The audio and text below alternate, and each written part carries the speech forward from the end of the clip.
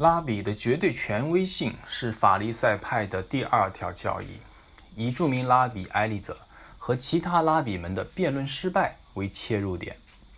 尼希米剖析拉比权柄之从众性，也是犹太教神学的基础教义，有悖于理性常识的是，如此基础的教义竟是从断章取义的解释出埃及记23章2节的经文而来。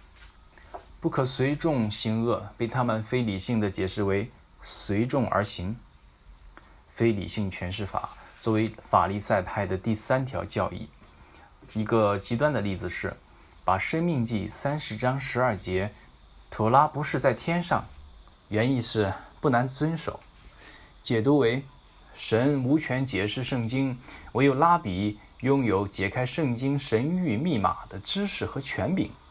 但圣经却告诉我们，妥拉必须向公众宣读，这是神设定的解读方式和古以色列人的学习方式。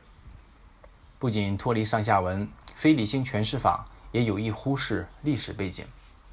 通过在叙利亚的考古发现，我们得知不可用山羊羔母的奶煮山羊羔，是指神教导以色列人不要效法迦南人的异教风俗，却被法利赛主义延伸出乳肉不可同食等食物条规。现代法利赛主义的另一表现就是被圣化的传统，如祷告的时候必须佩戴基帕，这些对妥拉的删减或加添无一例外都违背了神的诫命。通过尼希米本集讲解，我们发现回归希伯来原文，甚至将圣经考古学纳入原文解经的重要性是不言而喻的。One day, one of my rabbis sat down and he said, enough of questioning the authority of the rabbis, Nehemiah. You must accept their authority. And he began to tell me a very famous story, the story of Rabbi Eliezer, which is a foundational story in rabbinical theology. And the story of Rabbi Eliezer, it's told in the Babylonian Talmud, and it goes as follows. Rabbi Eliezer was the greatest of the sages of his era. He was actually the teacher of Rabbi Akiva, who's maybe one of the most famous rabbis that ever lived. So you can imagine how great Rabbi Eliezer was. And one day, Rabbi Eliezer is in the rabbinical academy, and he's having a debate with all the other rabbis in some minutiae of rabbinical law about whether a certain type of oven is ritually clean or ritually unclean. And Rabbi Eliezer says that oven is ritually clean, and all the other rabbis say it's ritually unclean. And Rabbi Eliezer is trying to convince the other rabbis he's right. He's one, and he's against this mass of other rabbis. And the Talmud explains that on that day, Rabbi Eliezer brought forth every argument in the world, and he couldn't convince the other rabbis that he was right. Couldn't convince him he was right. He brought forth scriptural arguments and rational arguments, and he couldn't convince them he was right. He doesn't know what to do. He's getting very frustrated. And finally he says, I know what I can do to convince them. I'm going to invoke a miracle. And Rabbi Eliezer shouts out and he says, if I'm right, let the trees prove it. And at that moment, they heard the snapping of wood, and all the rabbis ran outside, and they saw an entire orchard of trees being ripped from the roots and flying up in the air, and they looked at this and they said, this is a miraculous occurrence. Rabbi Eliezer has invoked a miracle to prove he's right, and the miracle has come to pass. And they look at this miracle, and they turn to Rabbi Eliezer, and they say, sorry, Rabbi Eliezer, we don't listen to trees. Oh boy, what's he going to do? You don't listen to trees, I just brought a miracle. So he says, okay, maybe we're not quite understanding each other here. And he says, let's try this again. I'm going to invoke a second miracle. If I'm right, let the river prove it. And at that moment, they heard the rushing of the water.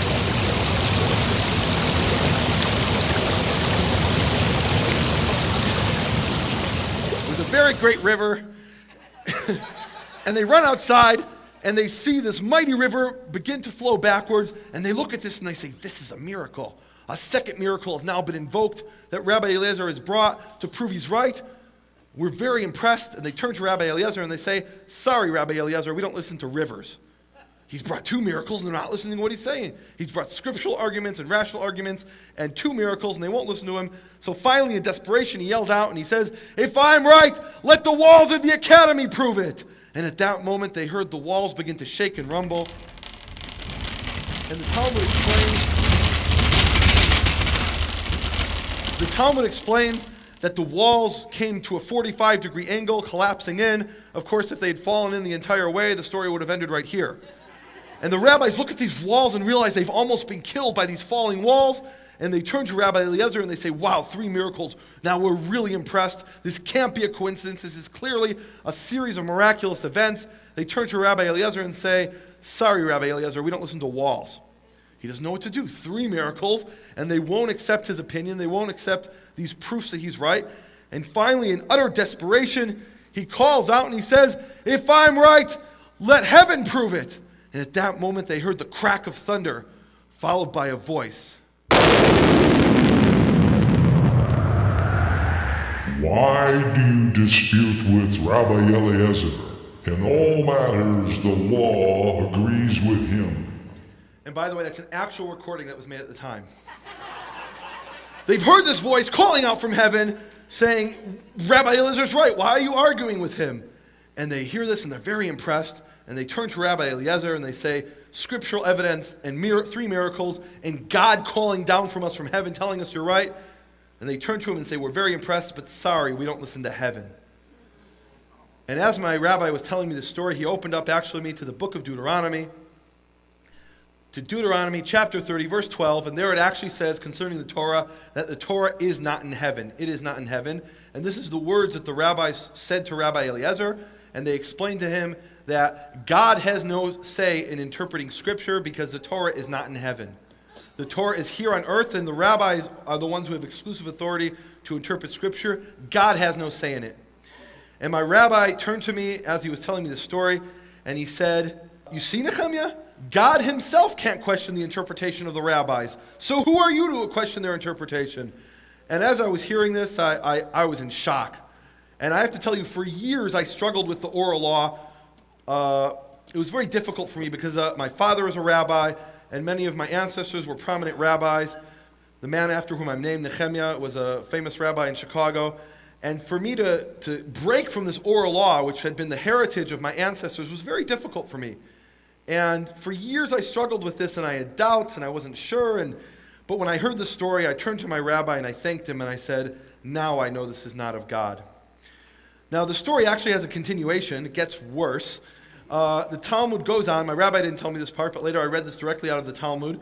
And it tells about how later on, after the face-off between Rabbi Eliezer and the other rabbis, one of the rabbis named Rabbi Natan was wandering through the forest, and who does he meet in the forest? He meets the prophet Elijah. And of course, the rabbis believe that Elijah never died. If you've ever been to a rabbinical Passover Seder, one of the things that you'll notice very prominently, they'll stop in the middle of telling the story of the Exodus, and they'll open up the door to let Elijah in. Well, Rabbi Natan, according to the Talmud, actually met Elijah, and he said to him, Elijah, when we said to God that the Torah is not in heaven, and by the way, if you look at that passage where it says it is not in heaven, and you read 2 verses earlier, what it's actually saying in the context is, the Torah is not too difficult for you. It's saying there, you have no excuse not to keep the Torah. It's not too difficult. It's not across the sea or in heaven that you have some excuse to say, I need someone to go up to heaven to get it for me. The Torah is not too difficult. That's what it actually says in Deuteronomy 30, but the rabbis only take those 5 words out of context. And Rabbi Natan asked Elijah, what did God mean what was God's reaction when we said the Torah is not in heaven? And Elijah explains, according to the Talmud, that at that moment God laughed and said, my sons have defeated me. My sons have defeated me. And this appears in the Babylonian Talmud, the Tractate of Baba Metzia, page 59b. And the point of the story is, I don't believe that God actually said those words, as the Talmud claims. But the point of the story in the Talmud is, whether the words were said or not, is that the rabbis have vanquished God, that the rabbis have absolute authority on earth to interpret Scripture, and the rabbis have defeated God in this sense. He has no say in how Scripture is to be interpreted on planet Earth. In heaven, he can say whatever he wants, but down here on earth, the rabbis have absolute authority. And this is a fundamental principle of Phariseeism, that you really can't understand Phariseeism without understanding this concept. Now, we're beginning to see a problem here, because in Matthew 23, Yeshua seems to be upholding this concept. He's saying the Pharisees sit in the seat of Moses. They have Mosaic authority. Whatsoever they bid you observe, that observe and do. Whatever they command you to do, you better do it. What's going on here? Well, the third principle of Phariseeism is what I call irrational interpretation. The rabbis don't call it that. They call it midrashic interpretation. This is sometimes translated into English as homiletical or hermeneutical interpretation. And what it does is it systematically ignores the language and context of Scripture. And the principle behind this method of interpretation, or this approach, is that Scripture is a divine code. And only the rabbis have the knowledge and authority and tools to decipher that divine code. And we've already seen an example of that with the words, "it is not in heaven," from Deuteronomy 30. The rabbis took only those words, "it is not in heaven," out of the context, disembodied them from the context, and imbued them with the meaning that was never intended, that God has no authority in how to interpret Scripture. Now let's look at another example, a classic example of midrashic interpretation or rational interpretation. Exodus 23, verse 2. There we read in the Torah, "You shall not go after the majority to do evil, neither shall you testify in a matter of strife to incline after the majority to pervert justice." And what this means is that you must not follow what the majority says just because the majority says it. You must follow the truth, even if you're the only one doing that. And if you're testifying in a court case, you must not say that a certain person is guilty just because everybody says he's guilty. You must testify the truth, even if you're the lone voice of reason, because to do otherwise would be a perversion of justice. Now, this is a very, very important commandment in the Torah, that we must follow the truth, and not the majority, not to be sheeple, follow after the herd. But the rabbis take this verse, and of course they have the absolute authority on earth to interpret Scripture, and using this authority, Scripture being a divine code, they arbitrarily take off words from the beginning and words from the end, and what they're left with is the principle, incline after the majority. And in fact, this is a very important principle in Phariseeism. When there was this debate between Rabbi Eliezer and the rabbis, why was it so important for Rabbi Eliezer to convince the other rabbis that he was right? Why couldn't he just say, "I'm a very wise man, you're very wise men, let's agree to disagree"? Why did he have to invoke miracles and have God calling out from heaven? Why couldn't they just agree to disagree? Because the rabbis said to Rabbi Eliezer that you must incline after the majority. They said to him in Exodus 23:2, "It has already been written that you must incline after the majority. We're the majority, you have to accept our opinion." That's why it was so important for him to convince them. If he can't convince them, he has to accept this opinion that he knows to be factually untrue. Now, what's wrong with this? Who's to say Scripture's not a divine code? That's what the rabbis would respond. They'd say, okay, we're taking these words out of context, but that's the original intent that God had when he gave the Torah. Who's to say Scripture's not a divine code? Well, I know Scripture's not a divine code because it tells us in Deuteronomy exactly how to interpret Scripture. Deuteronomy chapter 31, verse 12, it describes there a commandment that the Torah must be read out loud in a public reading, and there we're told, "Gather the nation, the men, the women, the children, and the sojourner in your gate, in order that they hear, and in order that they learn, and fear Jehovah your God, and diligently do all the words of this Torah." And the purpose of this public reading every seventh year of the entire Torah, from Genesis to the end of Deuteronomy, is so that Israelites would hear the Torah. By hearing the Torah, they would learn the Torah, and by learning the Torah, they would know to do the Torah. Now, it goes on in verse 13, and it explains, "And their children who did not know," that 7-year-old boy who's never heard the Torah before, it's his first time, "their children who do not know, they shall hear and learn to fear Jehovah your God." Now, this is very important, because what this means is that the way the ancient Israelites learned Torah was by hearing it. And actually, this is the way that God intended that the Torah be understood. By coming every 7th year and hearing it in the public reading, someone who's never heard Torah before, someone who does not know, will simply learn it by hearing it. Now, once we realize that you can't take 5 words out of context, "It is not in heaven," because when I'm hearing it, I'm hearing the entire passage. I'm hearing the entire verse. I can't take 2 verses here and 3 words there and half a verse here and proof text myself into an entire theology. I have to actually read Scripture within its context and look at all the evidence and all the context, not just taking a few words here and a few words there. Because that's what the ancient Israelites would have understood and heard when they heard the Torah read out loud every 7th year. Now, why is it that they had to hear the Torah? Why couldn't they simply sit in their houses and read Torah like we do today? Why did they have to actually hear it out loud and come all the way to Jerusalem every 7th year? Well, the reason for that is that the average ancient Israelite did not have a copy of the Torah in his house. It took great wealth and resources to have a copy of the Torah in your house. And in fact, there's a specific law in Deuteronomy 17 that the Messiah anointed king of Israel must write for himself a copy of the Torah. And the reason he must write for himself a copy of the Torah is that if he doesn't write for himself a copy of the Torah, he won't have one. He can't go to the store and buy one for $3. If he doesn't write it out letter for letter, word for word, he simply won't have one. And if he doesn't have one, he can't reign as a righteous king. As a righteous king of Israel, he has to have the Torah at his side at all times. And that's why Deuteronomy 17 is a specific law commanding the king to write a copy of the Torah. Now, again, did it take such great resources to make a copy of the Torah? Let's remember, in ancient times, if I wanted a copy of the Torah, I had to start off with an entire flock of sheep that I could slaughter in order to make parchment. Not everybody could afford to do this. I had to have barrels and barrels of ink in order to actually write the Torah. And bear in mind, you couldn't go in ancient times to Office Depot and say, I need 30 barrels of ink. You had to actually have someone go out and produce the ink and produce the barrels. This was a whole industry just to write one book. And finally, maybe the most expensive part is you had to have a scribe sit for at least a year and sit and copy letter for letter, word for word, in order to have a copy of the Torah for yourself. So the average Israelite simply did not have a copy of the Torah. He didn't have the wealth or the resources to produce a copy of the Torah. And the Creator knew this, and that's why he took into account and said that the way the average Israelites will learn Torah, the simple shepherd and farmer, is by simply hearing it every seventh year. Now, once we realize this, we realize that the way Scripture is intended to be understood is by looking at the language and the context. And that's key to understanding the correct interpretation of Scripture, looking at the language and the context. Now, this is actually a big challenge for us. We can't just show up every seventh year and hear it because we have certain challenges the ancient Israelites did not have. First challenge we have is a linguistic challenge, the language. The Torah is not written in King James English. It's actually written in Biblical Hebrew. Now, the problem is that nobody today in the world speaks Biblical Hebrew. I've lived in Israel for 12 years and I'm fluent in modern Hebrew, and I actually read Biblical Hebrew fluently, but nobody speaks Biblical Hebrew as their native tongue. Now, to give you an idea of what the difference is, it's like the difference between the English you speak here today and the English of Chaucer. You could pick up the writings of Chaucer and you probably would understand a few words on each page, but unless you're specifically trained to read that dialect of English, you won't understand what Chaucer is saying.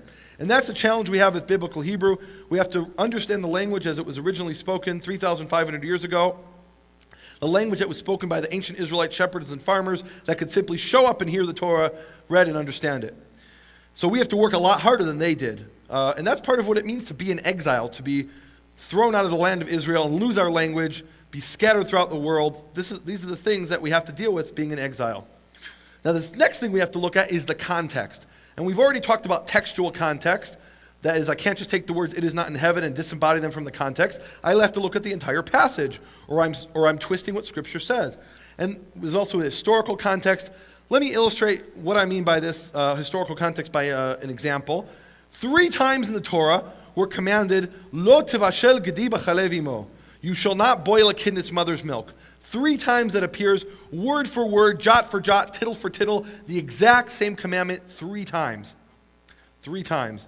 Now, the rabbis, of course, look upon Scripture as a divine code, and when they hear 3 times, Exodus 23, you shall not boil a kid in its mother's milk. Exodus 34, you shall not boil a kid in its mother's milk. Deuteronomy 14, you shall not boil a kid in its mother's milk. They hear that 3 times, and they say Scripture is a divine code.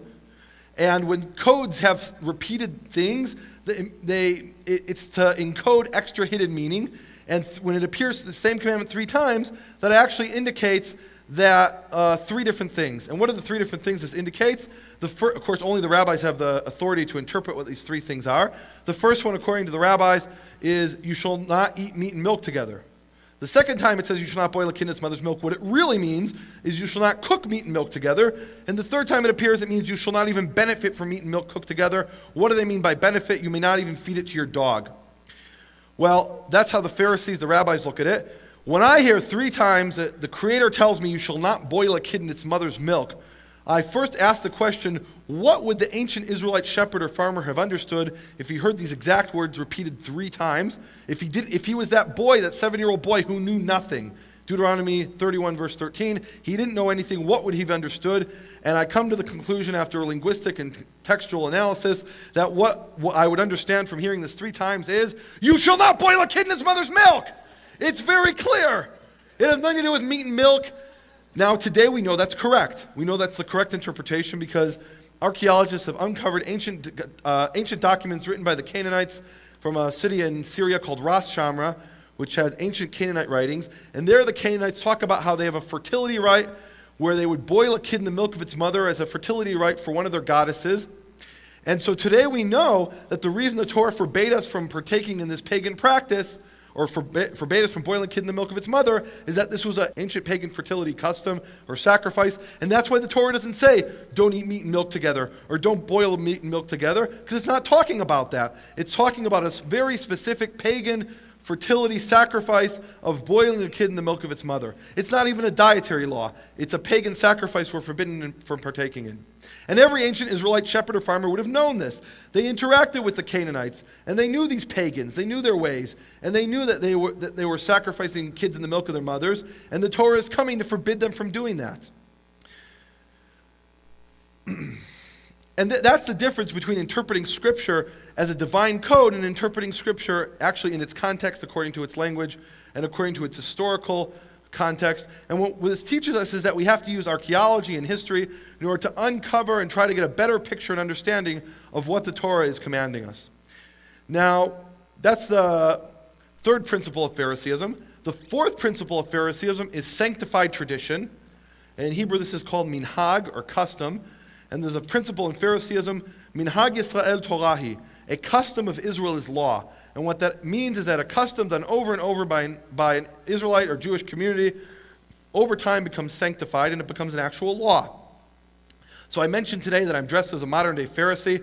I don't actually dress normally this way. I'm dressed in the garb of a modern-day Pharisee to illustrate to you what it would mean to obey the Pharisees. And this is actually a sanctified outfit, a tradition that's been sanctified over time.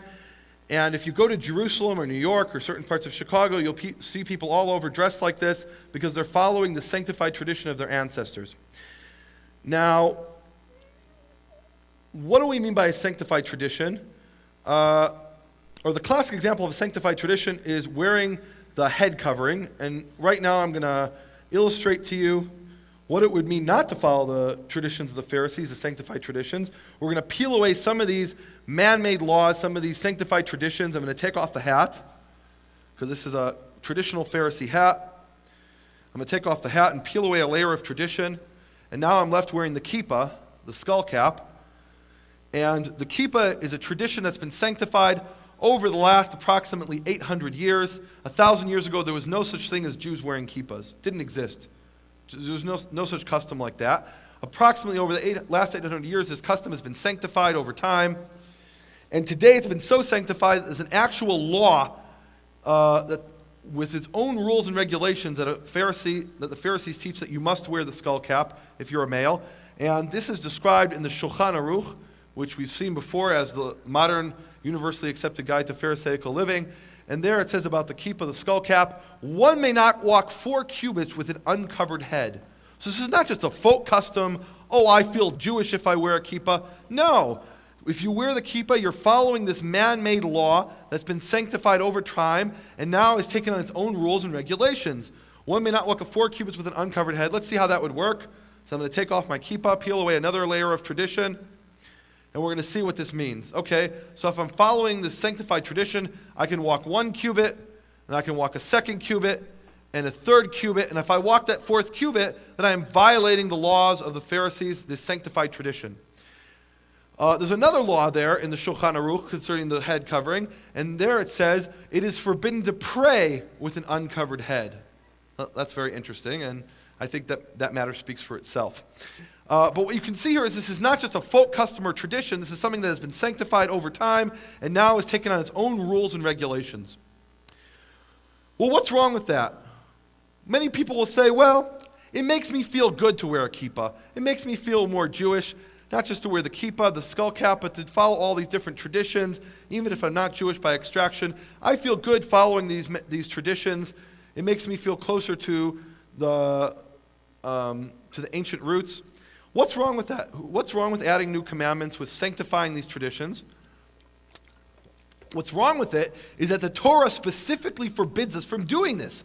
In Deuteronomy chapter 4, verse 2, it says, you shall not add unto the matter which I command you today, nor shall you diminish anything from it, to keep the commandments of Jehovah your God, which I am commanding you. There's a specific prohibition in the Torah from adding to the Torah. So if we add these man-made laws, if we follow these sanctified traditions, we are partaking in adding to the Torah. Now it's very interesting here because in the same breath that it forbids us from adding to the Torah, it forbids us from taking away from the Torah. So to follow one of these sanctified traditions is no different than abolishing the Sabbath. adding the Torah and taking away. Those are both a violation of this fundamental law in the Torah of adding or taking away from the Torah. Now, this appears a second time. There's a second witness to this. Deuteronomy 12:32. All that I am commanding you shall diligently do. You shall not add to it or diminish from it. You must not add to the Torah or take away from the Torah. And the question becomes, if you follow these man-made laws, these sanctified traditions, who are you obeying? Who are you being obedient to? Are you being obedient to our Creator, or are you following these man-made laws which are in addition to the Torah? This appears a third time. Proverbs 30 verse 6. There we're told, do not add unto his words, lest he reprove you and you be found a liar. I don't want God calling me a liar. I don't want any part of that.